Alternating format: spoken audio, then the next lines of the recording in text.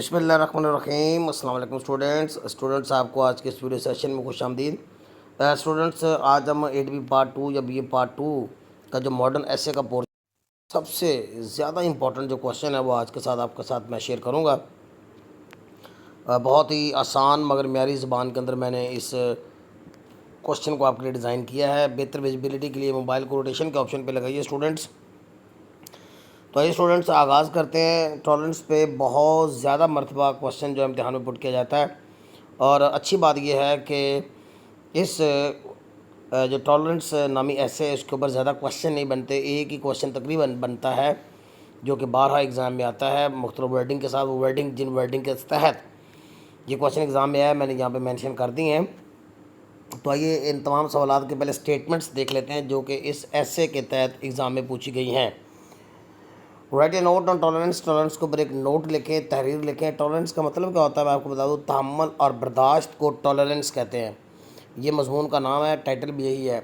In the light of E.M. Forster's definition. E.M. Forster इसका writer है जिसने ये ऐसे लिखा है।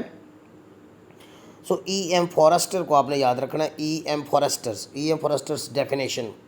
या फिर क्वेश्चन ऐसे भी एग्ज़ाम में आया हुआ है कि ही हु टॉलरेट्स पीपल, वो जो लोगों को बर्दाश्त कर लेता है, डिफरेंट फ्रॉम हिम, अपने से मुख्तलिफ लोगों को, यानी जो उससे मुख्तलिफ होते हैं मजहबी तौर पे, रंगत के लिहाज से या स्टेटस के लिहाज से, किसी भी लिहाज से जो डिफरेंट लोग हैं, वो बंदा जो बर्दाश्त कर लेता है ऐसे लोगों को, इस ट्रूली ब्रेव, असल में वही ब्रेव होता है, वही दलेर होता है। राइट एन ऐसे ऑन टॉलरेंस, या ऐसे लिखें टॉलरेंस पे, या how can tolerance be helpful, tolerance कैसे मुआवन साबित हो सकता है, मददगार साबित हो सकता है in achieving peace and progress in the world, दुनिया में अमन और तरक्की हासिल करने की गरज से। तो ये तमाम सवालों का एक ही जवाब बनता है स्टूडेंट्स। आइए देखते हैं। पहले तो मैंने टॉलरेंस की यहाँ पे डेफिनेशन दे दी है जो कि रवायती डेफिनेशन है, जो कि हमने 8 क्लास के अंदर तमाम स्टूडेंट्स ने तक पढ़ी थी। टॉलरेंस का माना तहम्मुल और बर्दाश्त होता है। इसकी डेफिनेशन कुछ यूँ है, tolerance means to bear pains. Tolerance का मतलब होता है कि तकलीफ़ों को बर्दाश्त किया जाए, दुखों को बर्दाश्त किया जाए, हार्डशिप्स यानी दुख और तकलीफ़ों को बर्दाश्त किया जाए विद पेशेंस, सब्र के साथ। इट आल्सो मीन्स, इसका ये भी मतलब है टू बियर सच थिंग, ऐसी चीज़ों को बर्दाश्त किया जाए, एंड पीपल, और ऐसे लोगों को बर्दाश्त किया जाए, as we do not like, जिनको हम पसंद नहीं करते, यानी वो लोग जो हमें पसंद नहीं हैं, जो हमसे डिफरेंट होते हैं, हम उनको भी फिर भी बर्दाश्त कर लें, फिर भी हम पसंद कर लें, फिर भी हम उनको बर्दाश्त कर लें, तो ये तहम्मुल होता है। वैन वी प्रैक्टिस टॉलरेंस, जब हम टॉलरेंस को प्रैक्टिस कर रहे होते हैं, वी नाइदर लव एनीवन, तो हम इसमें ना तो किसी से मोहब्बत करते हैं, नॉर हेट एनीवन, ना ही किसी से नफ़रत करते हैं, बस हमको दरमियान वाली राह अपना लेते हैं। वो क्या है, खामोशी इख्तियार करना, बर्दाश्त करना। वो simply put up with things और पर्सनस, हम उन चीज़ों को या उन पर्सनस को सिर्फ बर्दाश्त कर लेते हैं। ये तो होगी जी टोटल डेफिनेशन।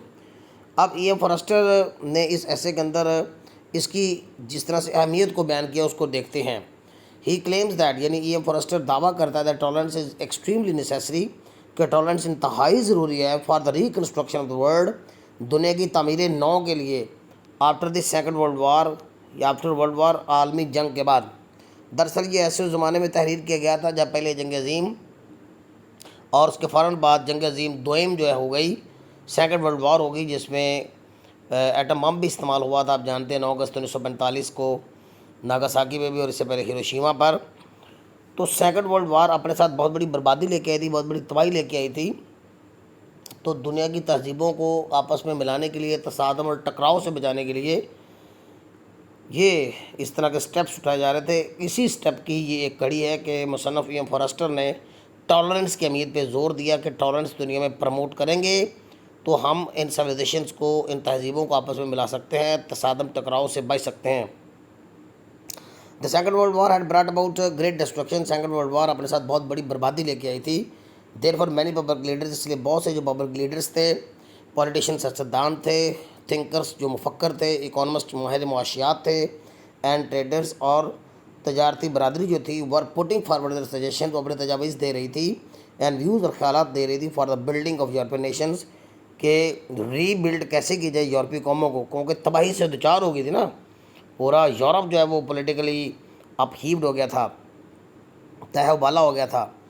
ये फॉरेस्टर जो है पुट्स फॉरवर्ड, उसने पुट्स फॉरवर्ड ऐसा लगेगा यहाँ पे, पुट्स फॉरवर्ड इज सजेशन, उसने तजावीज़ पेश की इन फेवर ऑफ टॉलरेंस के बर्दाश्त की पॉलिसी अपनाई जाए, बर्दाश्त के हक़ में उन्होंने अपने तजावीज़ दी। There is difference in the views of thinkers, और यहाँ पे बहुत ज़्यादा फ़र्क नज़र आता है थिंकर्स के व्यूज़ में।